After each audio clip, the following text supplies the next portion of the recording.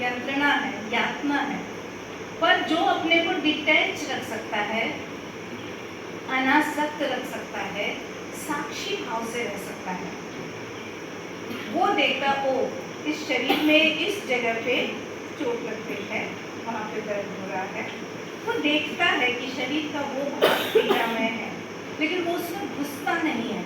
हाँ कितना दर्द हो रहा है, वो उस चक्कर में नहीं पड़ता, वो लोगों की सहानुभूति नहीं चाहता। और जैसा कि कल मैंने कहा था, योगी अपने मन को कह देता है, अपने मस्तिष्क को कह देता है, बस तुमने मुझे सूचित कर दिया यहाँ गड़बड़ है, अब तुम चुप रहो। प्राण से कहता है कि तुम्हारा क्षेत्र नहीं है, तुम्हें दुखी होने की जरूरत नहीं है।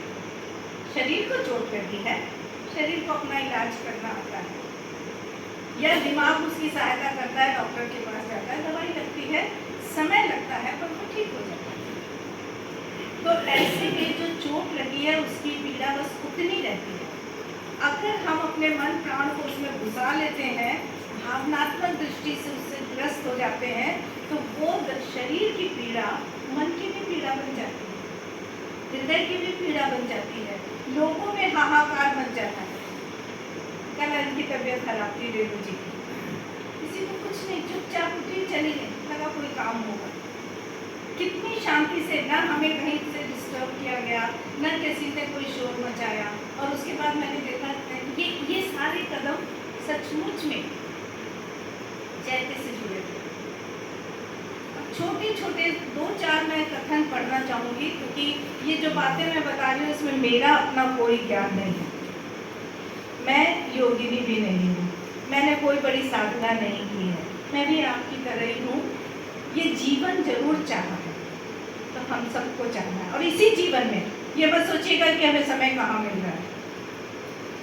2 लोग हम लोग बैठे हैं, अभी ये जो स्थिति है संसार की, उसमें स्त्री और पुरुष हैं, पहिए हैं संसार के 2, दोनों को संतुलन बनाना होता है। स्त्रियाँ कहती हैं हम कब करेंगे ध्यान, कहाँ समय है, खाना बनाओ, पति को देखो, बच्चे को देखो, अब तो नौकरी भी करनी है, घर भी संभालना है।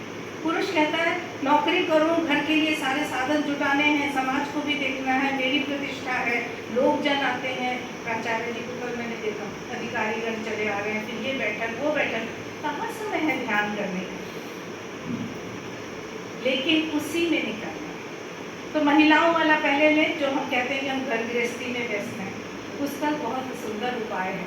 अगर आपने एकाग्र होने की कोशिश की है, अपने अंदर, जिसको मैं अंतरात्मा कह रही हूँ, चैत्य कह रही हूँ, उससे संपर्क करने की कोशिश की है, तो आपके अंदर एक शांति रहेगी। उससे जुड़ते ही आपको एक आनंद महसूस होगा। जैसे ही आपको बिना किसी कारण के आनंद महसूस हो, समझ जाइए आपके अंदर से कोई आपको मिला है। कोई नहीं है, कल शाम को सब जा रहे थे, सब कुछ लोगों ने कहा था मुझे, आप यहाँ अकेले रहेंगे, रात में कोई नहीं रहेगा। मैं कहती हूँ मैं अकेले नहीं रहती हूँ, मैं अपने साथ रहती हूँ। अकेले होना और एकांत में होना, दोनों में बड़ा फर्क है। समझ में आ रही है बात आप लोगों को? कभी एक फर्क महसूस करके देखिए। अकेलापन बड़ा दुखदाई, बड़ा अहंकार से भरा, कोई मुझे पूछ नहीं रहा है, मेरा कोई नहीं है, हाय मैं बेचारा।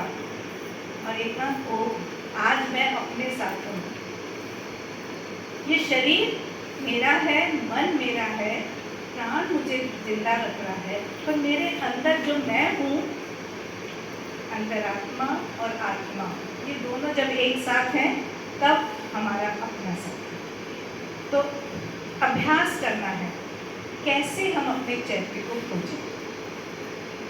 मैं दिल्ली आश्रम में रहती हूँ, वहाँ पे जो हमारा नेतृत्व करती हैं सुश्री तारा जौहर हैं, जिनको बड़ा किया है स्वयं माँ ने। उनके पिता इनके बड़े भक्त थे, साधक थे, अपने बच्चों को सबको छोटे से लेके बड़े तक को माँ को सौंप दिया, आप जानो मैं तो आपका काम करूँगा।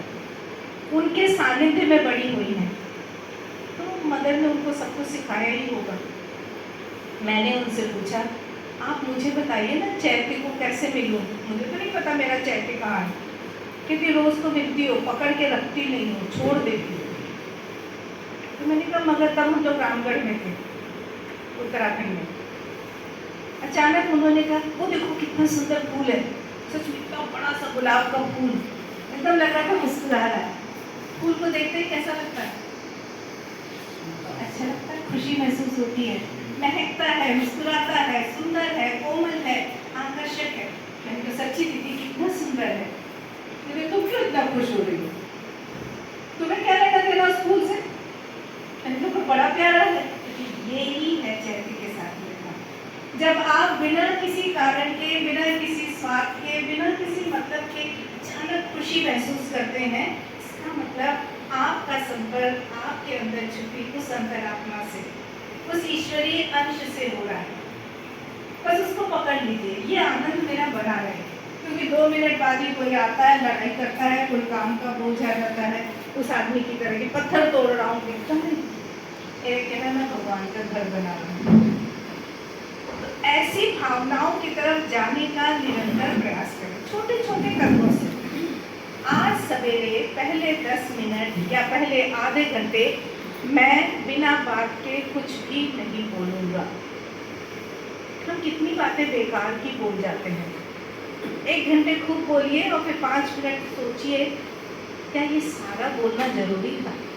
इसके बिना काम नहीं चल सकता।